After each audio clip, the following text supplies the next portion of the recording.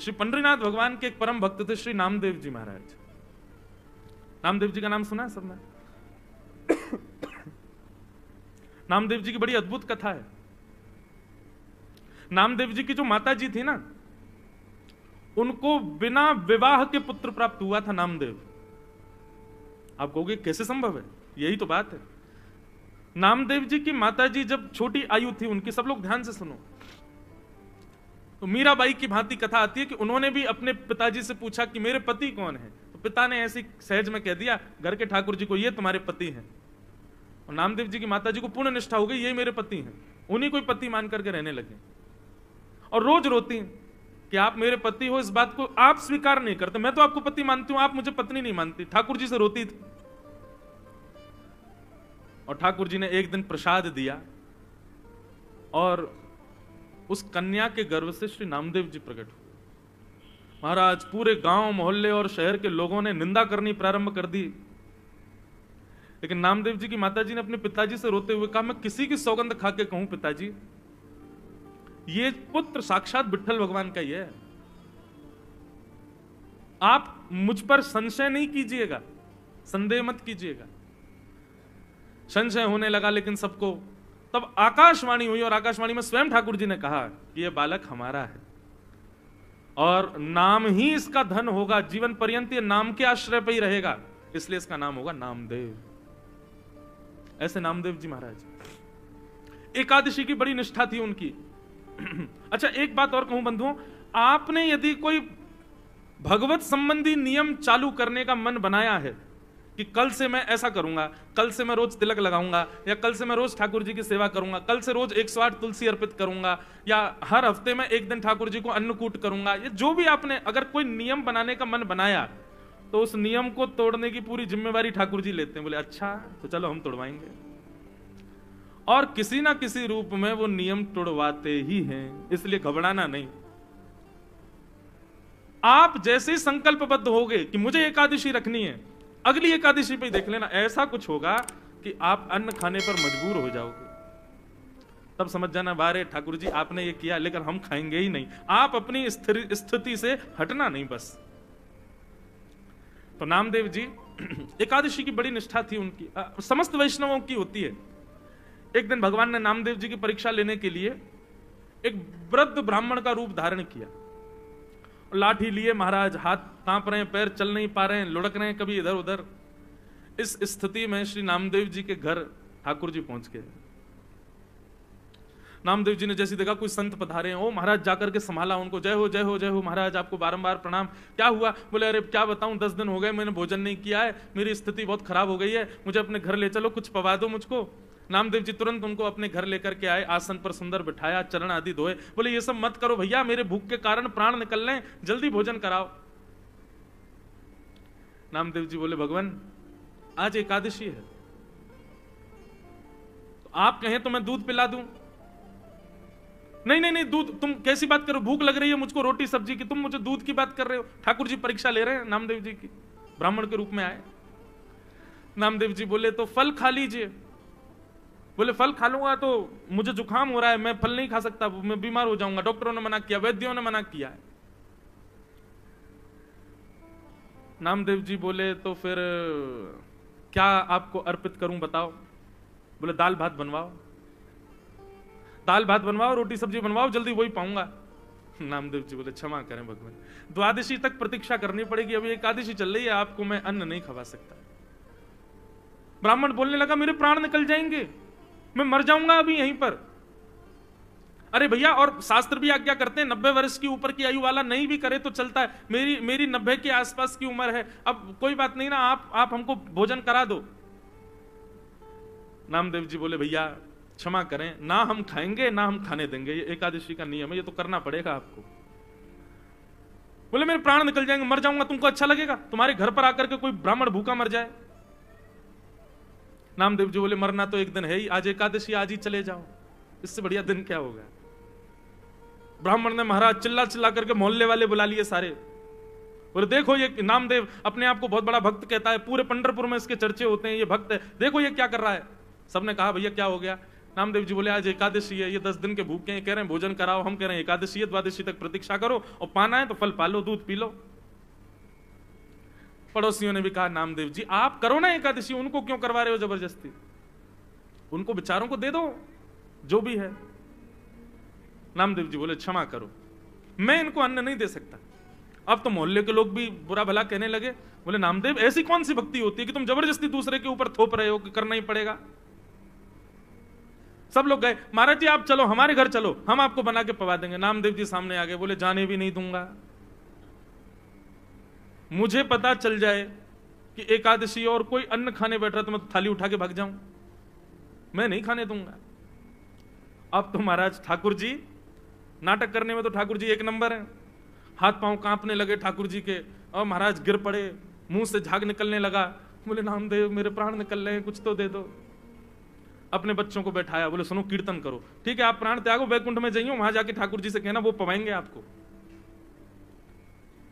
सब लोग नामदेव जी को गाली देने लगे, लेकिन नामदेव जी नहीं माने, और महाराज करते करते करते ठाकुर जी ने ब्राह्मण के भेष में ऐसा प्रतीत कराया कि उनके प्राण निकल गए। और जैसे ही प्राण निकले, मोहल्ले के लोग, पंढरपुर के लोग नामदेव जी को खड़ी खोटी सुनाने लगे। बोले अरे नामदेव ब्रह्म हत्या लग गई तुझे, ऐसी कौन सी एकादशी है, ऐसी कौन सी एकादशी जिस पर तू इतना ज्यादा मचल रहा है, आज तुझे ब्रह्म हत्या लग गई। नामदेव जी के नेत्रों से अश्रु आने लगे, चरणों में प्रणाम किया, तुलसी की माला लाकर के उस ब्राह्मण देवता को पहना दी। बोले कितना भाग्य है इनका, पंढरपुर क्षेत्र में चंद्रभागा नदी के तट पर, और एकादशी के दिन प्राण त्याग दिए, और वो भी निराहार होकर के, बिना आहार लिए। कितने बड़े सौभाग्य की बात है। देवी अपनी पत्नी से बोले अब हमको ब्रह्म हत्या लग गई है, ठीक है एकादशी के लिए ही सही, लेकिन हत्या तो हो गई, कारण तो हम ही लोग बने। अब ठाकुर जी तो हमारे हाथ की सेवा स्वीकार नहीं करेंगे, और अब तो हम नाम जाप करने के भी अधिकारी नहीं है क्योंकि ब्रह्म हत्या लग गई। चलो इन ब्राह्मण देवता की अंत्येष्टि करते हैं, और उसी चिता में हम लोग भी जीवित अपने प्राण त्याग देंगे। जब हमने ऐसा किया तो हम ये करेंगे। ठाकुर जी की महाराज ब्राह्मण वेश की अर्थी बनाई, अर्थी पर ठाकुर जी को लिटाया।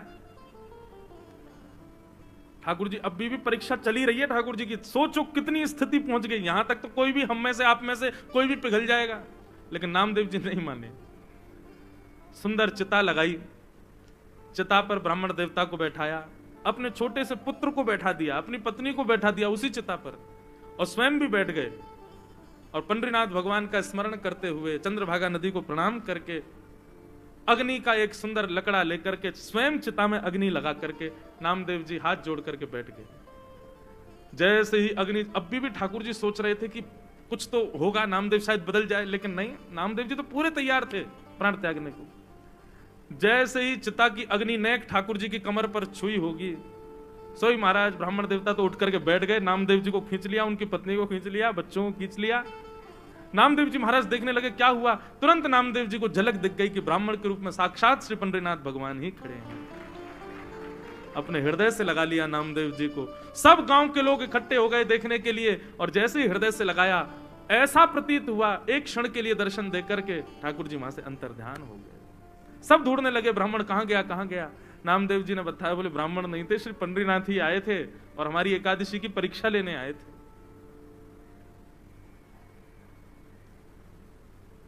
ऐसी बंधुओं, ये निष्ठा है, ये कोई व्रत नहीं है, ये आपका प्रेम है ठाकुर जी के प्रति। उसको प्रेम की तरह ही इजहार करो उसका। नियम जब बन जाता है ना तो वहां प्रेम नहीं रहता। ठीक है एकादशी एक नियम है, पर उसको प्रेम की तरह पालन करो कि हमारा प्रेम है ठाकुर जी के प्रति, कि हम आज आपके लिए हम अन्न नहीं पाएंगे। महीने में 2 बार हर वैष्णव अपने ठाकुर जी के लिए एकादशी का व्रत करते हैं। तो ऐसी एकादशी जरूर करनी चाहिए भैया। पहले हमसे भी नहीं होती थी, पर अब हमने भी प्रारंभ, कथा कहते कहते हमारे जीवन में भी भाव आया, अब हम भी करते हैं। और एकादशी के दिन बंधुओं, भैया इनको बोल दो ना शांत हो जाए, हमारी कथा हो जाए, फिर बोलने।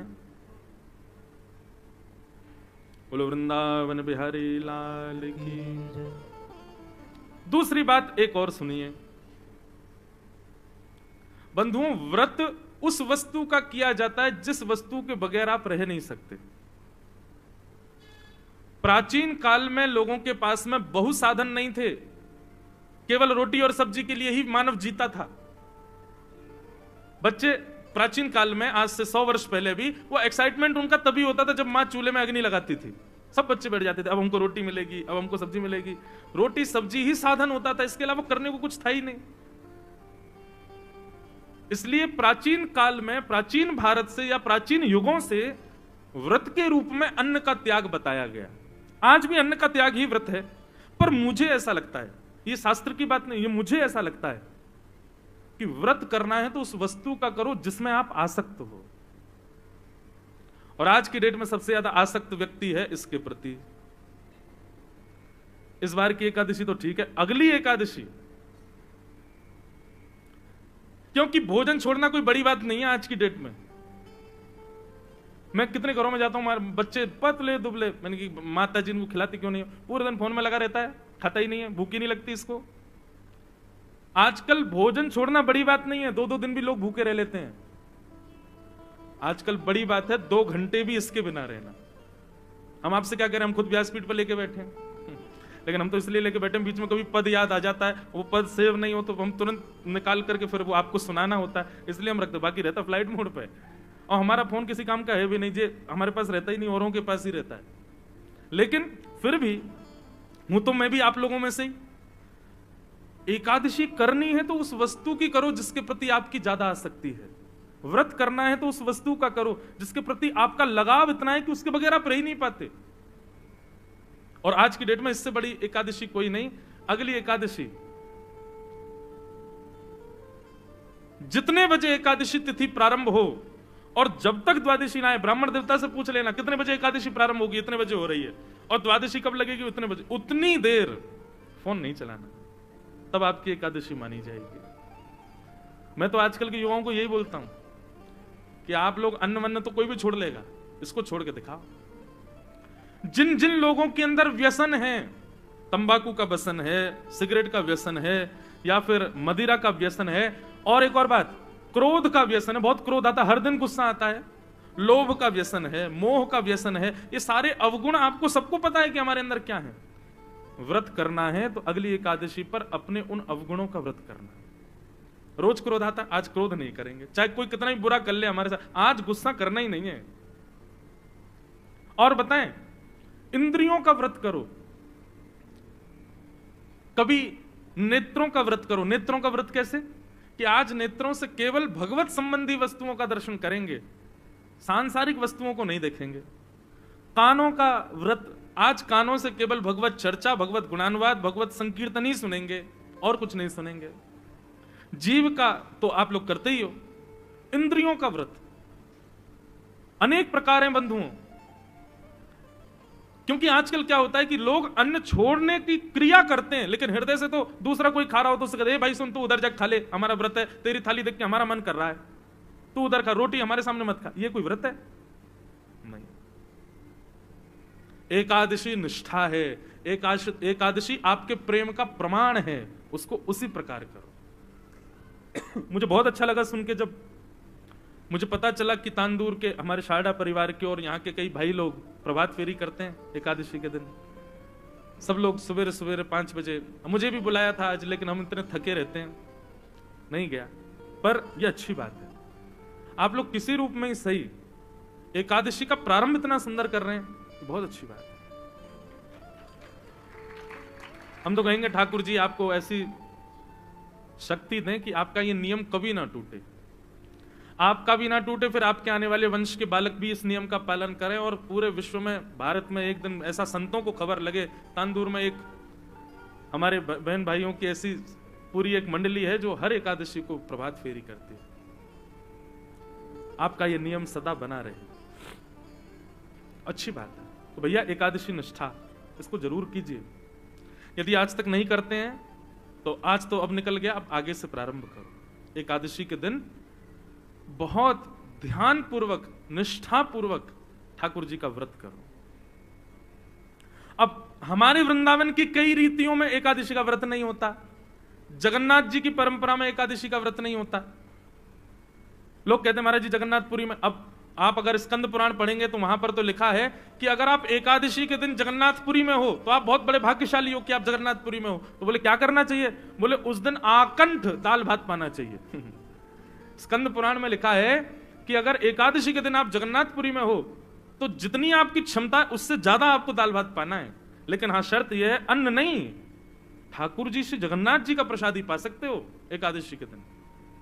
वहां के नियम अलग हैं, वहां के कानून, कहीं कहीं पर ये नियम, वहां पाप का निवास नहीं हो सकता। क्यों? उसके पीछे कारण, अन्न में पाप का निवास होता है। लेकिन जगन्नाथपुरी की रसोई में जो रसोइया है ना, उन सबको लक्ष्मी रूप माना जाता है।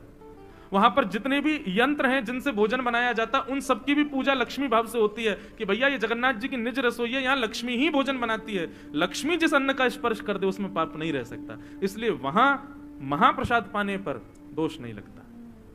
एकादशी उल्टी टंगी हुई है जगन्नाथ भगवान के पीछे। हमारे वृंदावन के कई नियमों में, जैसे राधा वल्लभियों में, श्री हरिवंशियों में, वहां पर भी एकादशी नहीं होती। उनके भाव अलग हैं, वहां भाव प्राधान्य भाव आ जाता है। पर हम आप सब लोग वैष्णव, हमको प्रयास करना चाहिए, ठाकुर जी के लिए व्रत करो।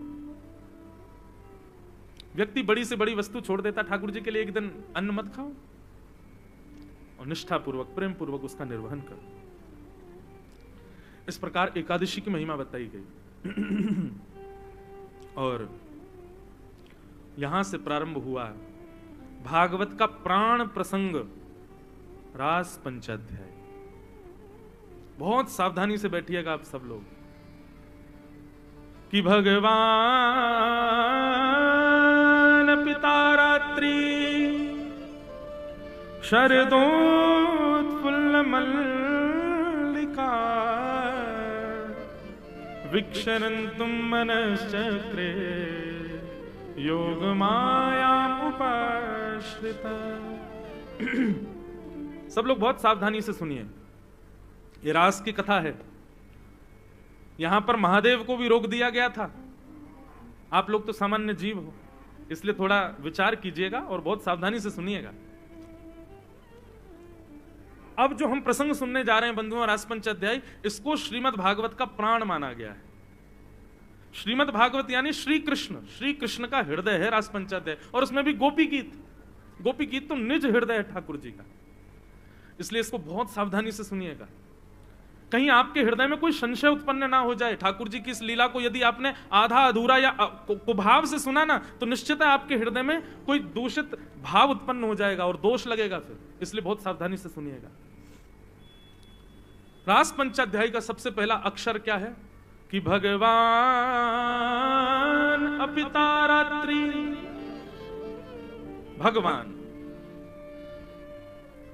भगवान शब्द से रास पंचाध्याय का प्रारंभ होता है। आप लोग इतनी कथा सुनते हो, इतना मंदिर जाते हो, इतना सब गुरुजनों का संग करते हो, इतना पवित्र जीवन जीते हो, चलो मुझे बताओ भगवान की परिभाषा क्या है? भगवान कहते किसको है बताओ?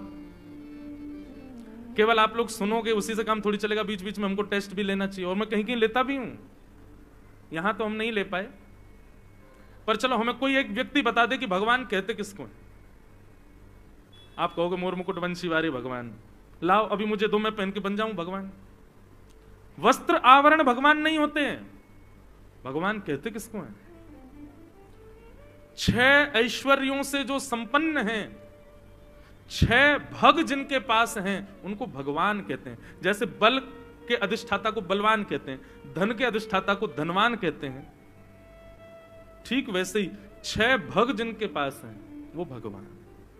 और ये 6 भग कौन कौन से हैं? ये 6 ऐश्वर्य कौन कौन से हैं?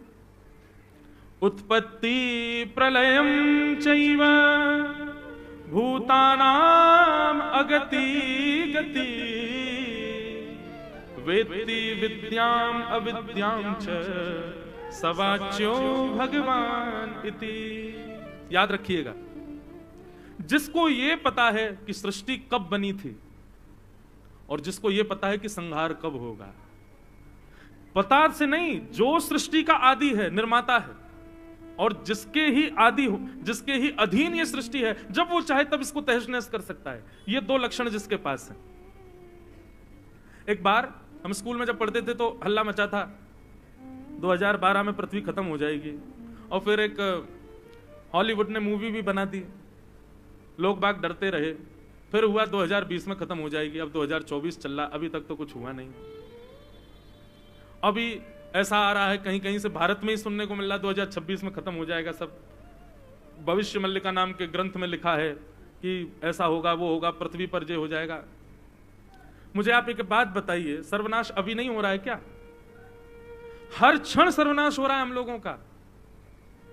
सूर्य दिन व दिन तेज युक्त होते जा रहे हैं, ग्लोबल वार्मिंग हो रही है, बर्फीले पहाड़ अपने पिघलते जा रहे हैं। चलो ये तो वातावरण की बात है, मानवों को देख लो, 100 वर्ष की आयु मिली हम लोगों को, कौन जी रहा है 100 वर्ष? 100 से 90 पे आ गए, 90 से 80 पे आ गए, 80 से 70 पे आ गए। आजकल तो 25 वर्ष के बालक को 4 दिन पहले हार्ट अटैक आया। 25 वर्ष के बालक को, आप सबके बालकों को मैं देखता हूं, 3-3 वर्ष के बालक के आंखों में चश्मा लगा हुआ है, 3 वर्ष के बालक की आंखों में चश्मा। ये सर्वनाश नहीं हो रहा हम लोगों का? हम हर दिन प्रलय की ओर जा रहे हैं। क्यों? रोज के तब ऐसा होगा, तब ऐसा, कुछ ना कुछ हो ही रहा है हमेशा। हर साल एक नई चीज होती है। आजकल कोविड आ गया, अब तो कोरोना बड़ा साधारण हो गया, किसी को भी हो जाता है। जब आया था तब तो बड़ा भयावह स्वरूप था, मंजर था। तो भैया ये तो प्रकृति का नियम है, हर दिन कम हो रहा है, सब कुछ घटता ही जा रहा है। लेकिन जो परफेक्टली जानते हैं कि विश्व का नाश कब होगा, वो भगवान है। इसको कोई नहीं बता सकता कि पृथ्वी का सर्वनाश कब होगा, पृथ्वी कब बनी थी और पृथ्वी कब धूमिल होगी, ये जो जानते हैं। ये दो लक्षण हो गए, उत्पत्ति प्रलयम चैव। दूसरी बात, भूतानाम अगति गति। मुझे ऐसा लगता है मैं ऐसा करूंगा तो इसमें मुझे फायदा होगा, लेकिन वो करने के बाद मुझको कोई फायदा नहीं हुआ, बल्कि बर्बाद और हो गए। मतलब आपने खूब जन्मपत्री दिखवाई, ब्राह्मणों से पूछा, सारे शुभ काम किए, लेकिन फिर भी उस काम में आपको लॉस हो गया। क्यों? क्योंकि कितने भी भविष्य कथन करने वाले हों, भविष्य कथन करने वाले हों, आपकी कहां गति होगी कहां अगति होगी ये कोई नहीं बता सकता।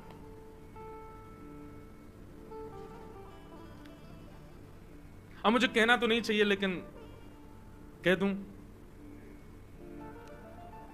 ज्योतिष भगवान के नेत्र हैं, भगवान के चक्षु माने जाते हैं ज्योतिष, ठाकुर जी के नेत्र हैं। पर उसका प्रयोग, ज्योतिष का प्रयोग ऐसी खाली पीली बैठे हमेशा नहीं करते रहना चाहिए। नहीं बता दो कल मैं जा रहा हूं वहां पे होगा कि नहीं, कल ये होगा कि नहीं। ऐसे अब हम लोग ब्राह्मण वेश में रहते हैं, बगलबंदी धोती पहनते हैं, तिलक लगाते हैं, तो जो अब आजकल तो कथाएं सुनते रहते हैं, लोग पहचान जाते हैं। एयरपोर्ट पर ट्रेन में जाएं तो महाराज जी कथा करते हैं, और जो नहीं जानते वो सीधे आप पंडित जी हैं, मैं यहाँ जन्मपत्री देखना आती है आपको, हाथ देखना आता है। सारे इंजीनियर सॉफ्टवेयर बनाने वाली थोड़ी होते हैं, ऐसे सारे ब्राह्मण हाथ देखने वाली थोड़ी होते हैं। इस प्रकार ज्योतिष का प्रयोग नहीं, ज्योतिष का प्रयोग उन लोगों के लिए जो बहुत भयभीत अवस्था में हैं, वे जानना चाहें कि ठाकुर जी क्या आज्ञा कर रहे हैं, और वो आज्ञा समझ करके फिर अपने कर्म को प्रधान रखें। बस वहां ब्राह्मण देवता ने कह दिया ऐसा ऐसा ऐसा ऐसा है, अब बैठे हैं चिंता कर रहे हैं कि शनि की 7.5 चल रही है, मैं कुछ भी करूंगा सफल तो होऊंगा ही नहीं। नहीं, आप कर्म पर ध्यान रखो। कई बार नक्षत्र ग्रह आपके कर्म की वजह से बदल जाते हैं, अच्छे हो जाते हैं।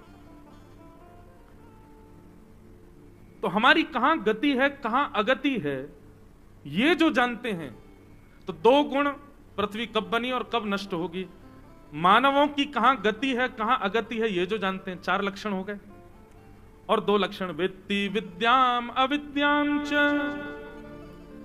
जो अविज्ञ हैं, अनविज्ञ नहीं है, सब कुछ जानते हैं। विद्या क्या है, अविद्या क्या है, सद क्या है, असद क्या है, इसको जो समझते हैं। ये 6 लक्षण जिनके अंदर हैं वो भगवान, और इन 6 को जो नहीं जानता वो मानव। आप कितना भी दावा कीजिए, ये 6 भग आपके पास कभी नहीं आ सकते, ये केवल भगवान के पास रहते, इसीलिए वो भगवान है। तो तो भगवान कौन? जिनके अंदर 6 लक्षण युक्त हैं।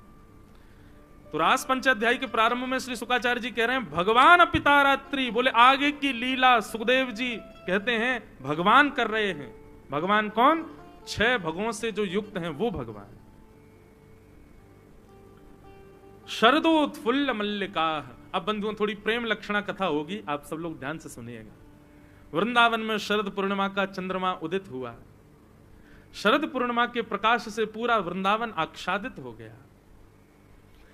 गोपियों का जब चीरहरण ठाकुर जी ने किया था, तब गोपियों से कहा था कि हम शरद पूर्णिमा की रात्रि में आपको मिलेंगे, आपके संग रास विहार करेंगे। अच्छा, एक और बात, रास कहते किसको हैं?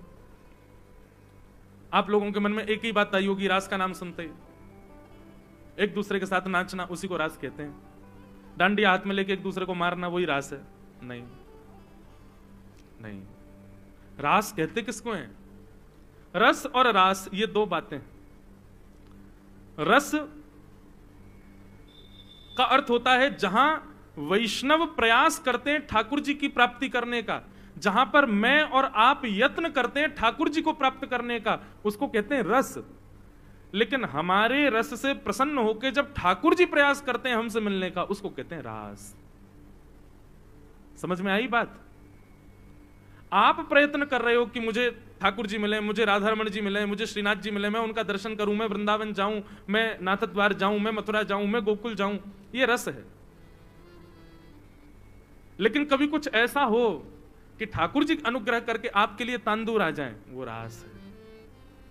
और अभी तक रास हमारे साथ हुआ नहीं है, अभी हम रस में ही व्यवस्थित हैं। लेकिन अपनी भक्ति को उस स्थिति में ले जाना है कि ठाकुर जी रास करें हमारे साथ। भगवान के एक भक्त थे धन्ना जाट, क्या नाम था? बहुत ध्यान से सुनिएगा। रास किसको कहते हैं ये बता रहे हैं। सब माताएं इधर देखो, इधर देखो, यहां देखो, हमको देखो, बस आज और कल देख लो, फिर मत देखना। तो धन्ना जाट की कथा आती है कि धन्ना जी को एक महात्मा उनके घर आए। वो अपने शालिग्राम जी की सेवा करते थे। शालिग्राम जी की सेवा देख करके धन्ना जी के मन में आ गया मैं भी करूंगा। छोटे से थे, नन्हे से बालक।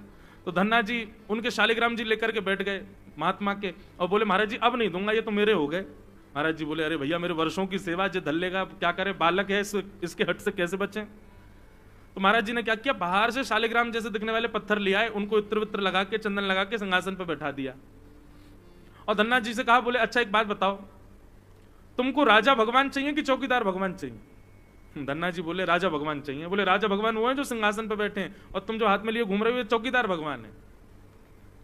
नन्हे से भोले भाले धन्ना हाथ वाले ठाकुर जी दे दिए। वो असली शालिग्राम थे और ऐसे नकली पत्थर, वो बस बाहर का गली का कोई पत्थर था, इत्र वित्र लगा दिया। धन्ना जी को विश्वास हो गया यही साक्षात भगवान। अब तो धन्ना जी उनकी सेवा करने लगे। माँ से कहते माँ रोली लेके आओ, चावल लेके आओ, चंदन लेके आओ, मुझे दिलाओ, मुझे श्रृंगार करना है। माँ कुछ नहीं दिलाती थी। तो क्या करते थे, रसोई घर से हल्दी ले आते और हल्दी में जल मिला के उसका तो चंदन लगाते थे। और ईंटा होते, ईंट को तोड़ के उसको, लाल लाल ईंट होती है, उसको घिस करके तिलक बन जाता, वो तिलक लगा देते अपने ठाकुर जी को। और माँ जो थाली लगा करके धन्ना को देती थी ना, वो थाली लेकर के धन्ना जी अपने ठाकुर जी के पास जाते और कहते ठाकुर जी आप भोग लगा लो। गुरु जी बता के गए थे कि पर्दा लगा के भोग लगाना। तो धन्ना जी पर्दा लगा करके बैठ गए और लगा करके कह रहे ठाकुर जी अब आप पालो, मैं देख नहीं रहा, आप प्रेम से पाओ। थोड़ी देर बाद धन्ना जी ने कहा कि ठाकुर जी भोग लग गया। जैसे पर्दा देखा थाली यूं की तो ही रखी थी, नहीं पाया ठाकुर जी ने। धन्ना जी तो व्याकुल हो गए, बोले कि लाल जी आप पा क्यों नहीं रहे हो? अरे भूखे रहोगे तो फिर कैसे काम चलेगा। थोड़ी बहुत देर मनाते रहे, ठाकुर जी ने फिर भी नहीं पाया। तो धन्ना जी बोले आप भूखे रहोगे तो मैं भी भूखा रहूंगा, मैं भी भोजन नहीं करूंगा, मत खाओ मैं भी नहीं खाऊंगा। वहीं सो गए ठाकुर जी के मंदिर में ही।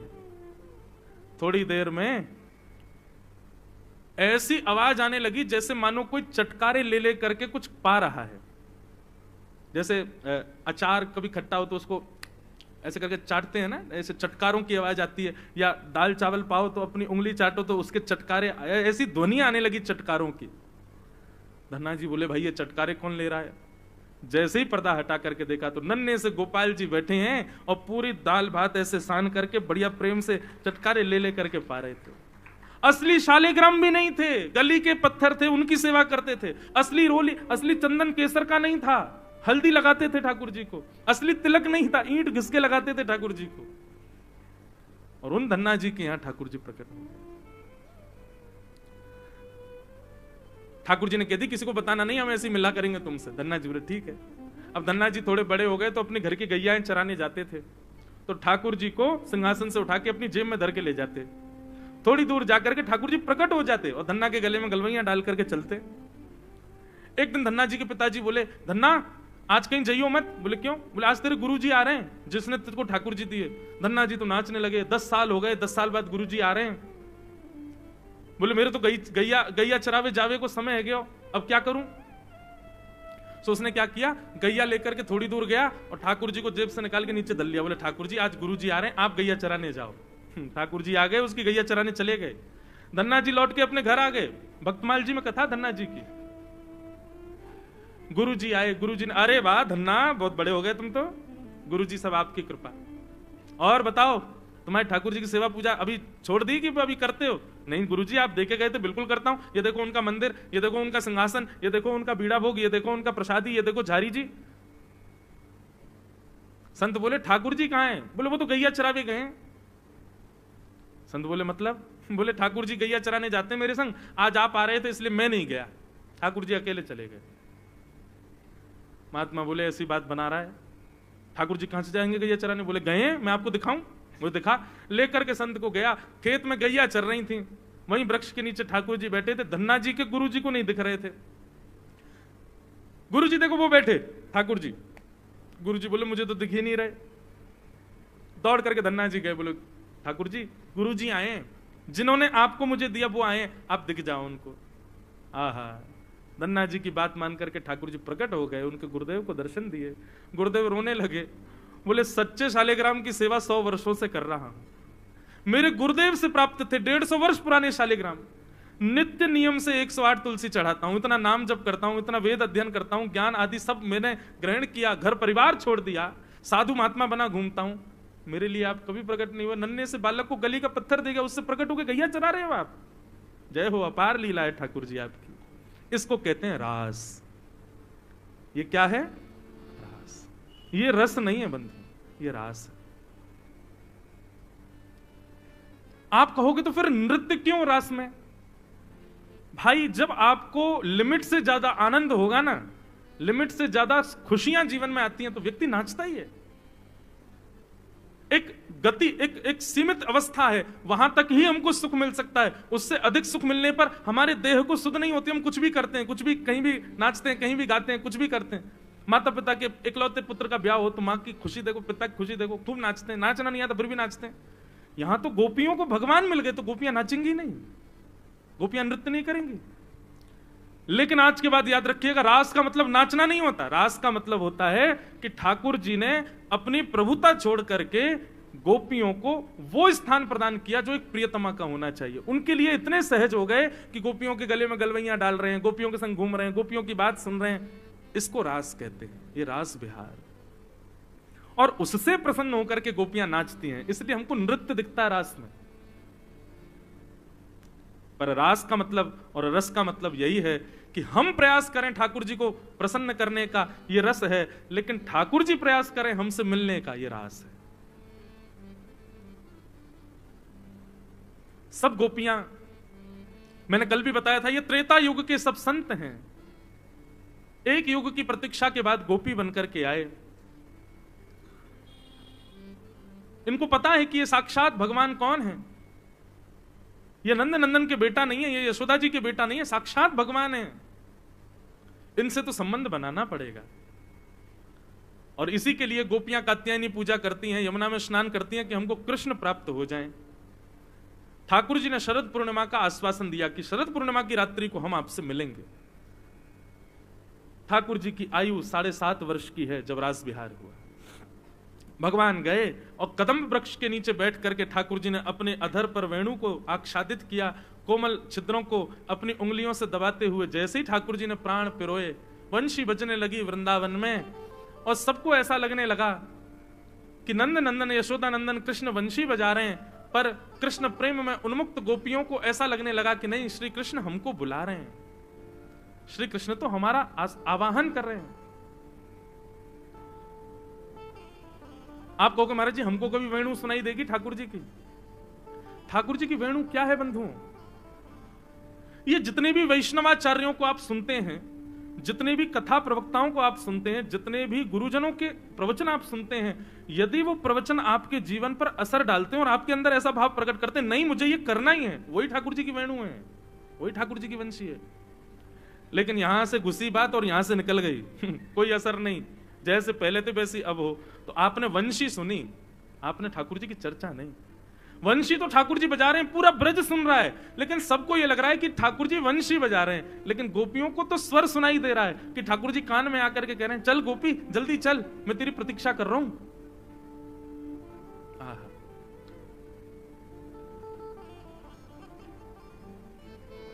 जिस दिन कथा ना लगे, केवल एक प्रवचन तक ना लगे, ऐसा भाव उत्पन्न करे चित्त में कि ये मेरे लिए आज्ञा है, तब मानो कि ठाकुर जी अनुग्रह कर रहे हैं। भगवान ने वंशी बजाई, वंशी सुनकर के सब गोपियां अपने अपने घर को छोड़ के भागी। कोई दूध काट रही थी, कोई अपना श्रृंगार कर रही थी, कोई वस्त्र पहन रही थी, कोई पति को भोजन करा रही थी, कोई बालकों को खिला रही थी, सब अपने अपने कार्यों में थी। लेकिन कैसी स्थिति सुनो, जैसे ही वेणु सुनाई दी उस कार्य को तुरंत वहीं रोक करके सीधी भागी ठाकुर जी के पास। मतलब प्रेम की इतनी ऊंची अवस्था है कि यह भी विचार नहीं कर रही है कि इस काम को संभाल लें फिर हम जाएं ना, ठाकुर जी ने पुकारा तुरंत भागी। और कोई बहुत सुंदर बन करके गई हैं गोपियां, ऐसा नहीं। गोपियों के रूप का वर्णन यदि आप करें या रूप देखना चाहें, रास बिहार में जितनी गोपियां आई तो उनके रूप कैसे थे?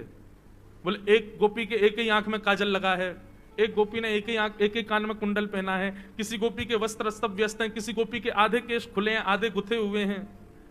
ऐसी अस्त व्यस्त अवस्था में, मतलब ये सब गोपियां किसी को रिझाने की भावना से भी नहीं गई हैं, और ये सब ये बात जानती भी हैं कि श्री कृष्ण रूप पर तो नहीं रीझते।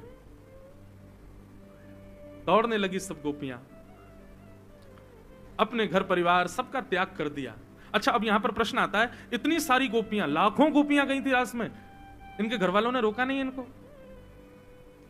इनके पतियों ने रोका नहीं? वर्णन आता है कि कई पतियों ने रोका, तो गोपियों ने क्या किया, अपने आप को कक्ष में बंद कर लिया और बोले तुमको ना ये शरीर ही प्रिय है ना, ये शरीर रहेगा तुम्हारे पास, मैं शरीर को त्याग करके आत्मस्वरूप धारण करके कृष्ण के पास चली जाऊंगी।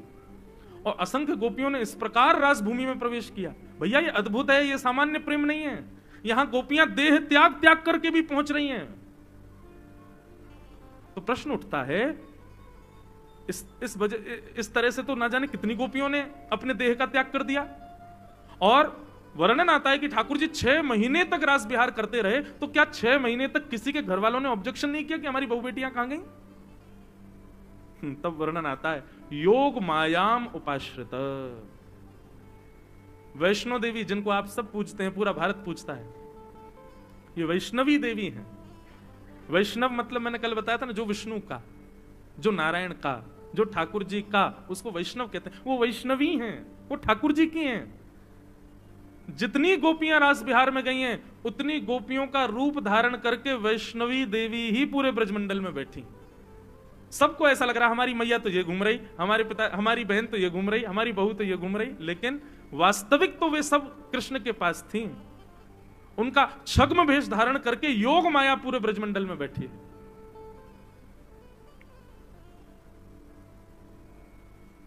सब गोपियां पहुंच गईं ठाकुर जी के समीप।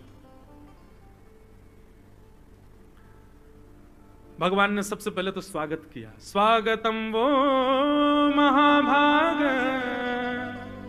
प्रियम किम करिवाणि व्रजस्यानामयं कश्चित् ब्रूतागमन कारणम्। बहुत सुंदर भाव। ठाकुर जी ने कहा आइए आइए आइए, स्वागत है सब गोपियों का। लेकिन क्या मैं आप लोगों के इतनी रात में अपने अपने घर परिवार छोड़ के, पतियों को छोड़ के, बच्चों को छोड़ के यहां आने का कारण पूछ सकता हूं? मैंने कल भी कहा था बंधुओं कि रास बिहार में आई हुई गोपियों की आयु 6 वर्ष से लेकर के 100 वर्ष तक की है। इसका मतलब ये रास विहार कोई कोई स्त्री के रूप या किसी युवावस्था का ये रास विहार नहीं है। हर अवस्था की गोपी है वहां पर।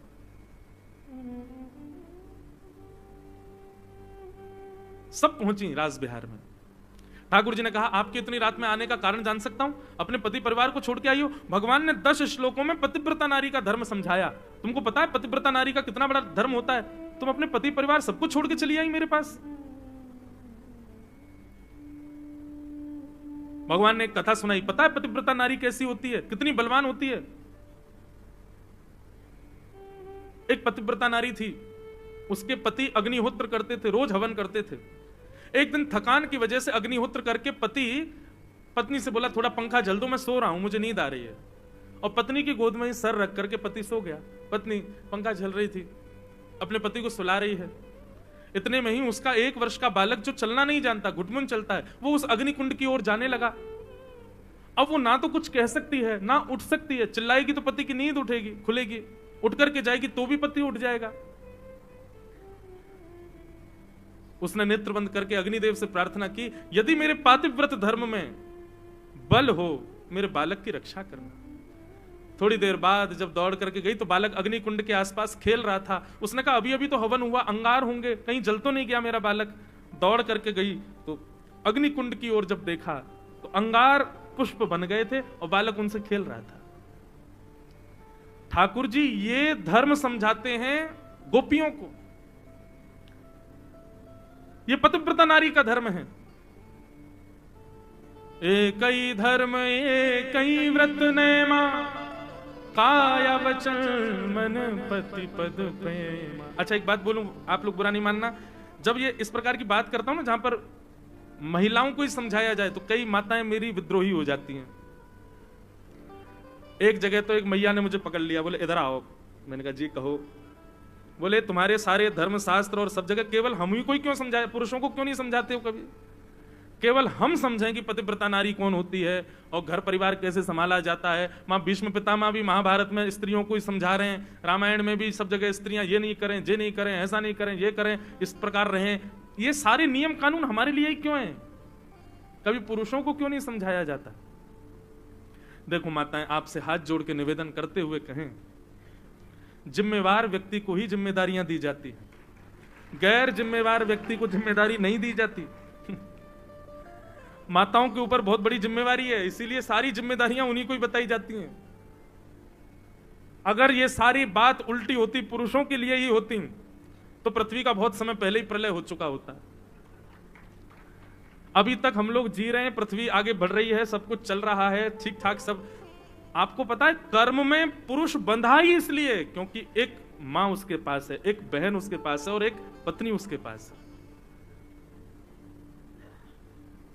कर्म में अग्रसर करना एक मां सिखाती है, एक बहन सिखाती है और एक पत्नी सिखाती है। जब ब्याह नहीं होता तो माता और बहन, यही लोग पढ़ने के लिए, यही लोग आगे बढ़ने के लिए, यही लोग जीवन में कुछ बनने के लिए